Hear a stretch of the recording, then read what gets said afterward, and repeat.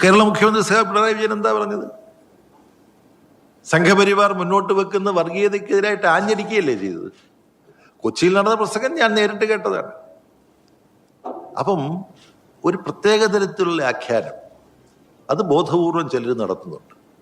അത് തിരിച്ചറിയാനുള്ള ശേഷി കേരളത്തിലെ പ്രബുദ്ധരായ രാഷ്ട്രീയ ബോധമുള്ള ജനങ്ങൾക്കുണ്ട് എന്നുള്ളതിനകത്താണ് ഞങ്ങളുടെ ഏറ്റവും വലിയ പ്രതീക്ഷ. രണ്ട് ചോദ്യങ്ങൾ. ഒന്ന്, ഈ NSS SNDP യോജിച്ച് പ്രവർത്തിക്കുമെന്ന് പ്രഖ്യാപിച്ചിട്ടുണ്ട്. ഇതിനെ എങ്ങനെയാണ് കാണുന്നത്? രണ്ടാമത്തെ കാര്യം, കേരളത്തിലെ നിയമസഭാ തെരഞ്ഞെടുപ്പില് ഇടതുപക്ഷ ജനാധിപത്യ മുന്നണിയെ CPIM ആരാണ് നയിക്കാൻ പോകുന്നത്? അതിന്റെ പ്രചരണം ആരായിരിക്കും നയിക്കുന്നത്?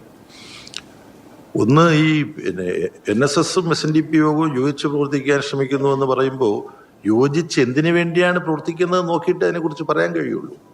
യോജിച്ചാണെങ്കിലും യോജിക്കാതെയാണെങ്കിലും എന്താണ് അവർ പ്രവർത്തിക്കുന്നത് നോക്കിയിട്ടേ പറയാൻ കഴിയുള്ളൂ. കേരളത്തിലെ ഇടതുപക്ഷ ജനാധിപത്യ മുന്നണിയെ വരാൻ പോകുന്ന നിയമസഭാ തെരഞ്ഞെടുപ്പിൽ ആരാണ് നയിക്കേണ്ടത് നിങ്ങളുടെ അഭിപ്രായത്തിൽ? കേരളത്തിന്റെ ചരിത്രത്തിൽ സമാനതകളില്ലാത്ത വികസന പ്രവർത്തനം നടത്തുന്ന നേതൃത്വം കൊടുത്ത മുഖ്യമന്ത്രി CPIMന്റെ പോളിറ്റ് ബ്യൂറോ മെമ്പർ സഖാവ് പിണറായി വിജയൻ ഉള്ളപ്പോൾ സ്വാഭാവികമായും തെരഞ്ഞെടുപ്പിന്റെ പോരാട്ടത്തെ, രാഷ്ട്രീയ പോരാട്ടത്തെ നയിക്കുക സഖാവ് പിണറായി വിജയനായിരിക്കും. അതോടൊപ്പം ഈ പാർട്ടിയിലും മുന്നണിയിലും ഒരാളല്ല, പല പാർട്ടികൾ ചേർന്ന മുന്നണിയാണ്. അപ്പൊ ഇടതുപക്ഷ ജനാധിപത്യ മുന്നണിയിൽപ്പെട്ട എല്ലാ ഘടക രാഷ്ട്രീയ പാർട്ടികളുടെ നേതാക്കന്മാർക്കും ഈ LDF പോരാട്ടത്തിൽ അവരെല്ലാം നായകസ്ഥാനത്ത് തന്നെ ഉണ്ടാവും. അതിനകത്ത് ജോസ് കെ മാണി ഉണ്ടാവും, ബിനോയ് വിശ്വം ഉണ്ടാവും, ബാക്കി എല്ലാവരും ഉണ്ടാവും. LDFന്റെ ഘടക പാർട്ടികളുടെ എല്ലാ നേതാക്കന്മാരും ഉണ്ടാവും. CPIMന്റെ സംസ്ഥാന സെക്രട്ടറി സഖാവ് ഗോവിന്ദൻ മാഷ് ഉണ്ടാവും. സഹായിക്കാൻ വേണ്ടി ഞങ്ങൾ വരും. അപ്പൊ ഇതേതെങ്കിലും ഒരു വ്യക്തിയിൽ കേന്ദ്രീകരിക്കുന്ന ഒരു പാർട്ടിയല്ല, ഇതൊരു മുന്നണിയാണ്. ആ മുന്നണിയിലെ കേരളത്തിലെ ഇന്നത്തെ ഏറ്റവും പ്രമുഖനായ നേതാവ് സഖാവ് പിണറായി വിജയനാണ്. ആ സഖാവ് പിണറായി വിജയൻ ഇതിന്റെ സമർത്ഥനായ, കാര്യക്ഷമതയുള്ള, ജനകീയനായ നേതാവാണ് എന്നുള്ളത് കൊണ്ടാണ് അദ്ദേഹത്തിന് നേരെ ഒട്ടുതിരിഞ്ഞുള്ള ആക്രമണം നടത്തുന്നത്. അതും അറിയുന്നുണ്ട്.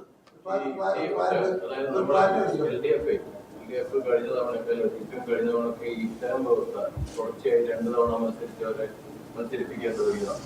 അതേപോലെ പുറഭരണം വന്നപ്പോൾ കഴിഞ്ഞ തവണ മന്ത്രിസ്ഥാനം വഹിച്ചവരെ മാറ്റി നിർത്തി. അങ്ങനെയുള്ള ചില വ്യവസ്ഥകൾ കൊണ്ടുവരും.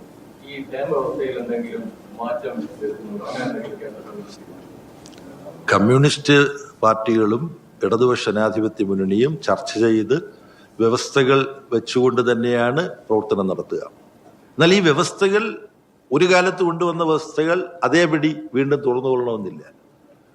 ഓരോ തെരഞ്ഞെടുപ്പിനെയും അഭിസംബോധന ചെയ്യുന്ന ഘട്ടത്തിൽ എന്താണ് സാഹചര്യം എന്നുള്ളത് വിലയിരുത്തി ആ രാഷ്ട്രീയ സാഹചര്യത്തിന് അനുയോജ്യമായി വേണ്ട വ്യവസ്ഥകൾ എന്തൊക്കെയാണോ ആ വ്യവസ്ഥകൾ ഉണ്ടാവും. അല്ല, അതല്ല ഇനി തീരുമാനിക്കാൻ. ചോദ്യം നിങ്ങളിങ്ങനെ പോസ്റ്റ് നിങ്ങൾ മാറ്റരുത്. നിങ്ങൾ ചോദിച്ചത് ഇടതുപക്ഷ ജനാധിപത്യ മുന്നണിയെ ഈ നിയമസഭാ തെരഞ്ഞെടുപ്പിൽ ആര് നയിക്കുമെന്നാണ്. അപ്പൊ ഞാൻ പറഞ്ഞു, ഇടതുപക്ഷ ജനാധിപത്യ മുന്നണിയായിട്ട് നയിക്കും. അതിന് നേതാക്കന്മാരുണ്ട്. എന്നാൽ അതിലെ കേരളത്തിലെ ഏറ്റവും പ്രമുഖനായ നേതാവ്, ഇപ്പോഴത്തെ മുഖ്യമന്ത്രി, പോളിറ്റ് ബ്യൂറോ അംഗം, തലമുതിർന്ന നേതാവ് സഖാവ് പിണറായി വിജയനാണ്.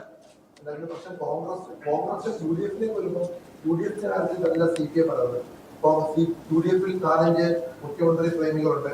അവരെല്ലാം മത്സരിക്കാൻ നിൽക്കുന്നു. അവരായിരിക്കും അവർക്ക് സപ്പോർട്ട് CPIM ആണ്. അപ്പം LDFിലേക്ക് വരുമ്പോൾ ഈ 140 മണ്ഡലങ്ങളിലും മത്സരിക്കുന്ന കാൻഡിഡേറ്റ്സ് അവരെ നയിക്കുന്ന ആരെന്ന ചോദ്യമാണ് വരുന്നത്. അപ്പൊ ആ ചോദ്യം വരുമ്പോൾ അത് പ്രചാരണ നിലയിലാണ് അങ്ങേക്കുള്ള നേതാക്കൾ മറുപടി തരുന്നത്. അപ്പം 140 സ്ഥാനാർത്ഥികളെയും ആര് നയിക്കുമെന്നാണ് ചോദ്യം. നിങ്ങൾ പറഞ്ഞല്ലോ ഈ UDFിൽ ഒരുപാട് മുഖ്യമന്ത്രി യോഗശേഷം സംസാരിക്കുകയാണ്. കേരളത്തിൽ നിയമസഭാ തെരഞ്ഞെടുപ്പിൽ ഇടതുമുന്നണിക്ക് രാഷ്ട്രീയമായി നേതൃത്വം നൽകുക അത് മുഖ്യമന്ത്രി പിണറായി വിജയനായിരിക്കും എന്ന വിഷയത്തെക്കുറിച്ചുള്ള പ്രതികരണമാണ് അദ്ദേഹത്തിൻ്റെ ഭാഗത്തുനിന്നുണ്ടായത്. പിണറായി തന്നെ നയിക്കും എന്നത് അദ്ദേഹം അസന്നിഗ്ധമായി വ്യക്തമാക്കുകയാണ്.